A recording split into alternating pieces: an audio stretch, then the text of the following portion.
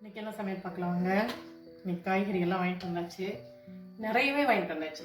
என்ன பிரச்சனைனா, நிறையா இருந்தாலும் என்ன சமைக்கிறதுன்னு தெரியாது, ஒன்றும் இல்லைனாலும் என்ன சமைக்கிறதுன்னு தெரியாது. அந்த மாதிரி தான் இன்னைக்கு வாங்கிட்டு வந்ததில் எது ஃபஸ்ட்டு வீணாக போயிடுமோ அதை தான் நான் முதல்ல சமைக்கணும்.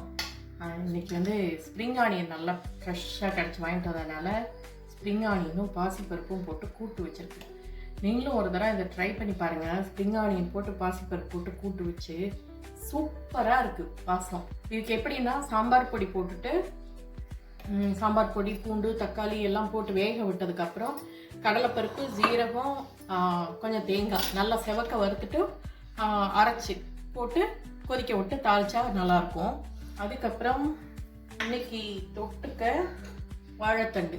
இதே தான், வாழைத்தண்டு கருப்பாயிரும் இல்லையா, சீக்கிரம் வீணாக போயிடும்ல. ஆனால் எப்படி பண்ணாலும் 4 நாளைக்காவது ஒரு என்னோட வாழைத்தண்டு அந்த அளவுக்கு பெருசாக இருக்குது. வாழைத்தண்டு பொரியல். இது கூட பார்த்தீங்கன்னா கத்திரிக்காய் சும்மா பெருசாக இருந்துச்சு, அதனால் அப்படியே ரவுண்டாக கொஞ்சம் ஃப்ரை பண்ணலாம்னு சொல்லிட்டு பண்ணியிருக்கேன் நான். இது கூட லெட்டூஸ், வெள்ளரிக்காய், சாலட் இருக்குது. இதில் பார்த்தீங்கன்னா நேற்று பண்ண நல்லாம்பட்டி சிக்கன் கொஞ்சம் இன்னும் இருக்குது. அதை வந்து அவர் சாப்பிட்டாருன்னா இந்த பொரியல்லாம் தொட்டுக்க மாட்டார். ஸோ எனக்கும் கௌரிக்கு மட்டும்தான் இந்த பொரியல்.